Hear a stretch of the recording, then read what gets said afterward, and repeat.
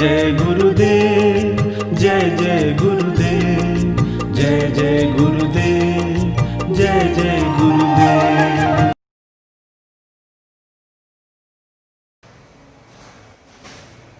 श्रीमद् करुणा सागर महाराज की जय, कैवल धाम की जय, श्री रविचंद्रदास जी महाराज की जय।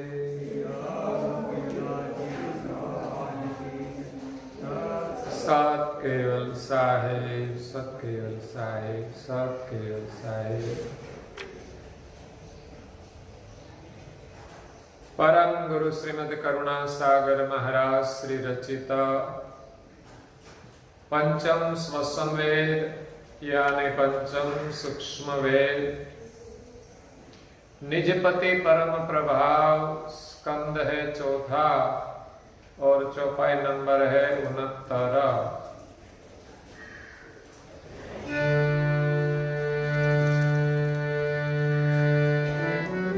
प्रगट जाप कैवल मुख जपई, गुप्त मंत्र गुरु ध्यान दरपई, विवर्णीय विगत जगत विजय जनकी,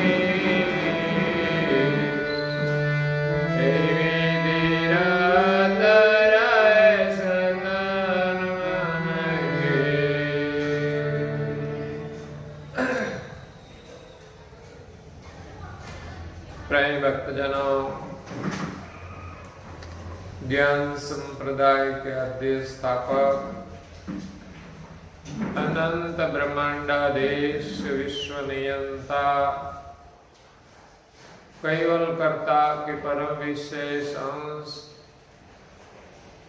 सकर्ता सत कैवल का महाद सजान जान अलौकिक दिव्य स्वरूप को अनेक न्यायों से, प्रत्यक्ष प्रमाण से, स्व अनुभव से प्रतिपादन करने वाले अनंत अंशों के तारणहार, कैवल धर्म धुरंधर, नव बुद्धि के सागर, महान समर्थ परम श्रेष्ठ परम विभूतिवान परम दयालु परम कृपा निधि सर्वज्ञ दिव्य परम गुरु श्रीमद् करुणा सागर जी महाराज जगत के जिज्ञासु और मुमुक्षु अंशों को यथार्थ ज्ञान का उपदेश देते हुए स्वरचित पंचम स्वसंवेद ग्रंथ के चौथे स्कंद की 69वीं चौपाई में केवल मंत्र की महिमा का वर्णन करते हुए अपनी अलौकिक अमृतमयी वाणी में कहते हैं कि प्रगट जाप कैवल मुख जपहि, गुप्त मंत्र गुरु ध्यान धरपहि। प्रगट जाप कैवल हम मुख से उच्चारण करके सहजता से, सरलता से सर्जनहार का सुमिरन कर सकते हैं। कैवल जाप से भी हमारा कल्याण होता है। दिव्य परम गुरु जी ने देवी धामों में भी देवों को कैवल मंत्र प्रदान किया है और पृथ्वी पर 7 द्वीप में प्रकट होकर कहीं जगह पे सिर्फ प्रगट जाप दिया है और कहीं कहीं जगह अमर मंत्र और प्रगट कैवल जाप दोनों प्रदान किया है। दिव्य परम गुरु जी जब कुशालक द्वीप में प्रकट हुए, पृथ्वी पर 7 द्वीप है, पुष्कर द्वीप, साग द्वीप, कौशक द्वीप, कुशालक द्वीप, सालम द्वीप, पालकी द्वीप और जम्बू द्वीप। 7 द्वीप में कुशालक द्वीप पृथ्वी के मध्य भाग में है। इस कुशालक द्वीप में 72 खंड है, जिसमें महिरद खंड सबसे बड़ा है। इस महिरद खंड में दिव्य परम गुरु जी प्रकट हुए। इस महिरद खंड में एक सनंदपुर नाम का शहर है। इस शहर में एक मधुमंड नामे राजा राज करते हैं। जिस राजा को 1.25 लाख रानियां थी,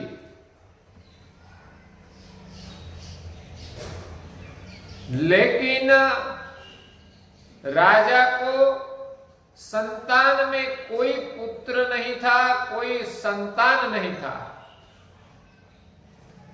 इसीलिए इतना बड़ा राज होते हुए भी, इतनी रानियां होते हुए भी राजा चिंतित थे, दुखी थे। इसलिए एक दिन राजा ने ज्योतिष को बुलाया और कहा कि हमारा ज्योतिष देखे कि क्या हमारे भाग्य में पुत्र की प्राप्ति होगी। तब ज्योतिष ने ज्योतिष शास्त्र देखकर राजा को आश्वासन दिया कि आपको पुत्र की प्राप्ति अवश्य होगी, लेकिन पुत्र की प्राप्ति के लिए आपको विप्र साधु सन्यासियों की सेवा करनी पड़ेगी। सेवा के फल स्वरूप आपको अवश्य पुत्र की प्राप्ति होगी। तब राजा ने साधु संतों को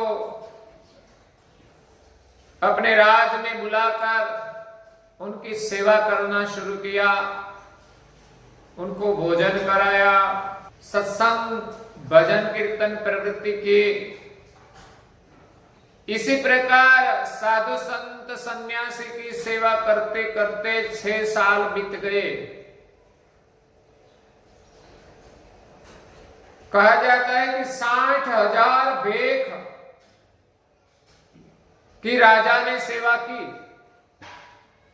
6 साल तक फिर भी राजा को कोई पुत्र नहीं हुआ। तब राजा का मन थोड़ा सेवा से विचलित हुआ। राजा के भंडार में धन भी कम हो गया और राजा का मन भी विचलित हो गया। तब राजा ने सभी साधु संतों को कहा कि आप अपने अपने स्थान पर जाओ, अब मेरे भाग्य में जो होगा सो होगा। सब साधु संत राज्य को छोड़कर मार्ग पर चलने लगे। तब पूर्व दिशा की ओर एक पर्वत था, जहां दिव्य परम गुरु जी प्रकट होकर विराजमान थे। सब साधु संत उदासीन होकर वहां से निकले। दिव्य परम गुरु जी ने देखा और पूछा कि आप साधु संत क्यों उदासीन है। तब साधु ने उत्तर दिया कि हरि कपटी है, क्योंकि एक राजा ने एक सिर्फ पुत्र की प्राप्ति के लिए 60,000 वेद की सेवा की। 6 साल तक फिर भी एक पुत्र नहीं दिया और राजा ने हम सबको विदा कर दिया। परम गुरु जी ने साधु संतों की बात सुनकर सभी संतों को कहा कि आप पुनः राजा के घर पे जाओ और राजा को कहना कि आज से 10वें मास में आपके यहां पुत्र रत्न की प्राप्ति होगी, ये मेरा वचन है। दिव्य परम गुरु जी का वचन सुनकर सभी साधु संतों को भी विश्वास आया कि ये कोई दिव्य पुरुष लगता है और उनके आशीर्वाद से अवश्य राजा को पुत्र की प्राप्ति होगी। इस विश्वास के साथ सभी साधु संत पुनः राजद्वार पधारे। राजा ने तो साधु संतों को विदा कर दिया था, लेकिन साधु संत अपने द्वार वापिस आने से राजा को आश्चर्य हुआ और पूछा कि आप सब क्यों यहां वापिस आए। तब साधु संतों ने आश्वासन दिया कि आपके यहां 10वें मास में पुत्र रत्न की अवश्य प्राप्ति होगी, ये हमारा वचन है। राजा को पुनः विश्वास आया।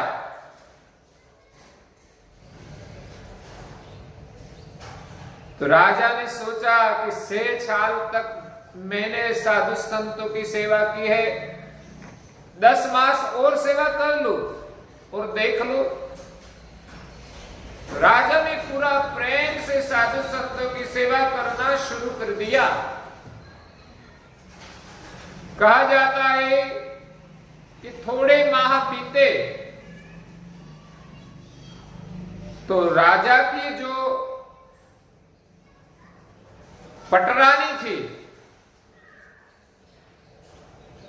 उनके गर्भ में संकेत हुआ पुत्र प्राप्ति का।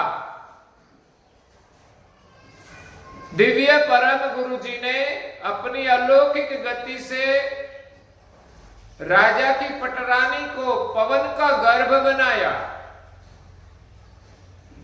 इसीलिए राजा और रानी को विश्वास आया कि हमारे यहां पुत्र की प्राप्ति होगी। इस प्रकार 9 मास बीते और 10वें मास के 9 दिन बीत गए। 9वां दिन बीतने के बाद रात्रि के समय कृष्ण पक्ष की 10वीं तिथि थी। रात को मध्य रात्रि में रानी को प्रसूति की पीड़ा होने लगी।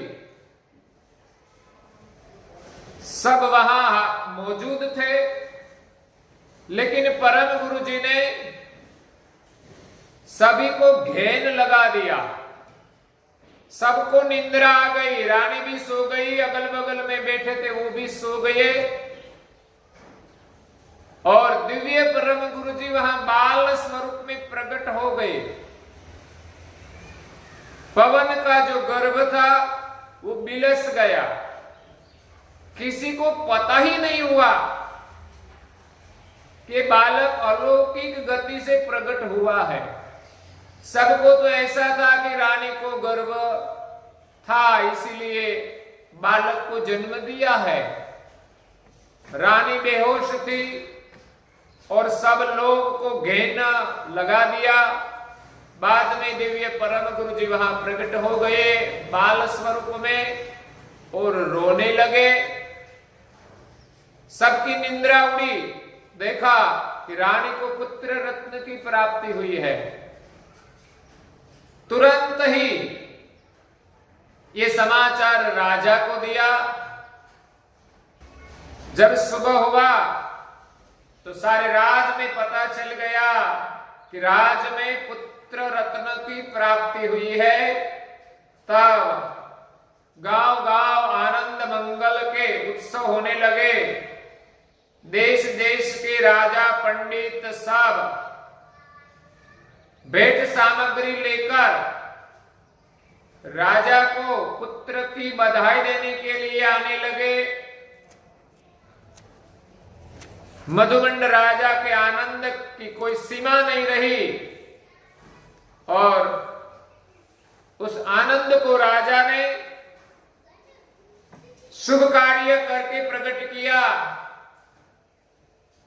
राजा ने अनेक प्रकार के दान किए, साधु संतों को मठ मंदिर बनवाकर उनको वर्षासन देने की व्यवस्था की, सभी प्रकार के भेंट, सेवा, पूजा, ध्यान, भजन करने लगे।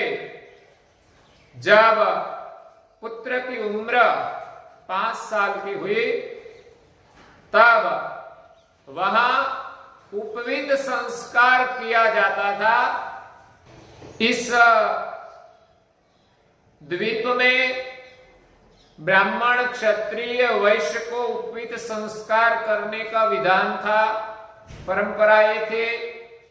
और जब उपवीत संस्कार किया जाता था तब उनका नामाभिकरण भी किया जाता था।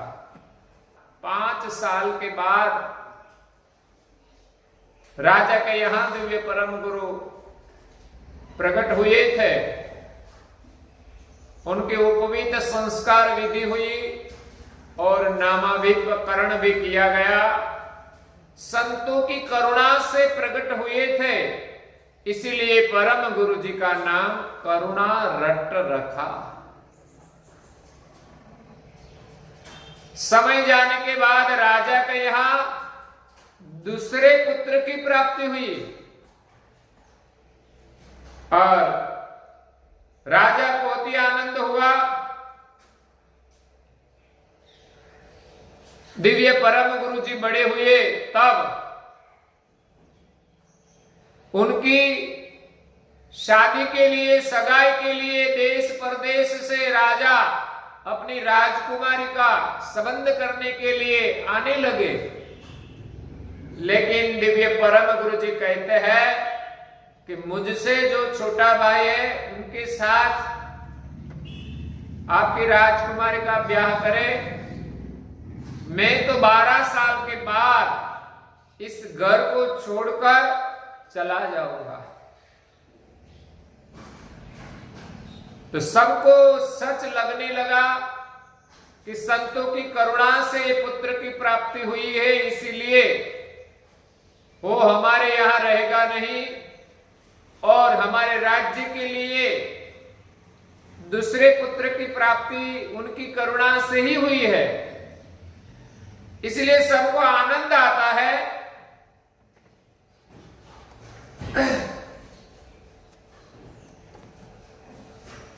शहर के कई लोग दिव्य परम गुरु जी को शादी के लिए लालच देते हैं। इस प्रकार राज्य संभालने की लालच देते हैं, राज्य चलाने की लालच देते हैं। लेकिन परम गुरु जी तो किसी लालच में आने वाले नहीं थे। परम गुरु जी को तो वैराग धारण करने की तालावेली थी। कहा जाता है कि 12 साल हुआ तब एक दिन इस राज्य में एक पंडित आया और कथा सत्संग करते थे। सत्संग में पंडित जी ने एक राजा की बात सुनाई कि एक राजा राजपाट वैभव छोड़कर योगी बन गए। तब सभी को आश्चर्य हुआ। जैसे राजा भरतरी राजपाट 92 लाख माड़वा को छोड़कर भेख धारण कर लिया, गोपीचंद ने राजपाट छोड़कर भेख ले लिया। तो यहां राजा की कथा सुनकर सभी श्रोता आश्चर्यचकित हो गए कि इस राजा कैसा वैरागी होगा, हमसे 2 पैसा नहीं छूटता, घर थोड़ी देर के लिए नहीं छूटता। वो राजा राजपाट छोड़कर सन्यासी बन गए। तब दिव्य परम गुरु जी 12 साल के थे। वो राज्यसभा में खड़े होकर कहा कि इसमें आश्चर्य की क्या बात है, मैं भी एक राजा का राजकुमार हूं। मैं अभी इस उम्र में इस राजपाट को छोड़कर योग धारण करता हूं। परम गुरु जी राजकुमार के स्वांग में थे, राजकुमार के पोशाक उतार दिए, सिर्फ लंगोट रखे, शरीर पर जो गहने आभूषण थे वो भी उतार दिए और कहा कि मैं अब घर छोड़कर संन्यास लेता हूं। राजपाट को छोड़कर दिव्य परम गुरु जी जब चलने लगे तब राजा, उनकी सभी रानियां और शहर के प्रजाजन सब उनके पीछे पीछे चलने लगे। जहां तक परम गुरु जी आगे बढ़े सब पीछे आने लगे। परम गुरु जी ने सोचा कि ये सब वापस नहीं जाएगा, इसीलिए परम गुरु जी अदृश्य हो गए। तब राजा के साथ सभी परिवार और प्रजाजन उदासीन हो गए। सब प्रार्थना करने लगे कि हे अंतर्यामी, पुत्र भाव से हमें आपको पहचाना नहीं, अब आप हम पुत्र के रूप में नहीं लेकिन प्रभु के रूप में दर्शन दो। हे प्रभु, परमेश्वर भाव से हम आपकी सेवा करें, अगर आप हमें दर्शन नहीं दोगे तो हम हमारे प्राण त्याग देंगे। ऐसा प्राण लेकर सभी लोग 3 घंटे तक बैठे। तब परम गुरु जी वहां पुनः प्रकट हो जाते हैं, सभी को दर्शन देते हैं और सभी राजा के साथ परिवार ने अविनाशी पुरुष के रूप में दर्शन किया और कहने लगे कि हमारा सौभाग्य है कि आप हमारे यहां खुद परमेश्वर पुत्र के रूप में प्रकट हुए। हे नाथ, आप हमें कल्याण का मार्ग बताए। तब दिव्य परम गुरु जी ने इस कुशालक द्वीप में महिरद खंड के सनंदपुर शहर में निवास करने वाले मधुमंड राजा और उनकी 1.25 लाख रानियां और सभी प्रजाजनों को महामंत्र की दीक्षा प्रदान की और प्रगट जाप कैवल का सुमिरन करने की आज्ञा दी। जैसे जम्बू द्वीप में 2 मंत्र दिए हैं, प्रगट जाप कैवल मुख जपहि, गुप्त मंत्र गुरु ध्यान धरपहि। इसी प्रकार कुशालक द्वीप में दिव्य परम गुरु जी ने ध्यान में बैठकर जप करने के लिए महामंत्र दिया और दूसरा हरते फिरते खाते पीते सोते उठते स्मरण करने के लिए प्रगट जाप कैवल मंत्र प्रदान किया और ज्ञान और ध्यान की सभी प्रकार की समझ दी। तो परम गुरु जी ने यहां जो 2 मंत्र दिए हैं वो आगे परम गुरु जी ने संसार में रहकर कैसे भक्ति की जाए उनकी रहनी करने का वर्णन भी किया कि संसार को स्वप्न समझकर, संसार को बोझ समझकर रात दिन प्रभु के सुमिरन में रसबस रहना और सुमिरन करने के लिए दो मंत्र दिए हैं, प्रगट जाप कैवल मुख जप ही, गुप्त मंत्र गुरु ध्यान दरप ही। इसी के साथ आज के प्रवचन को यहाँ विराम देते हैं। आगे का प्रवचन कल सुनेंगे। श्रीमद् करुणा सागर महाराज की जय। श्री कैवल धाम की जय। श्री अविचल दास जी महाराज की जय।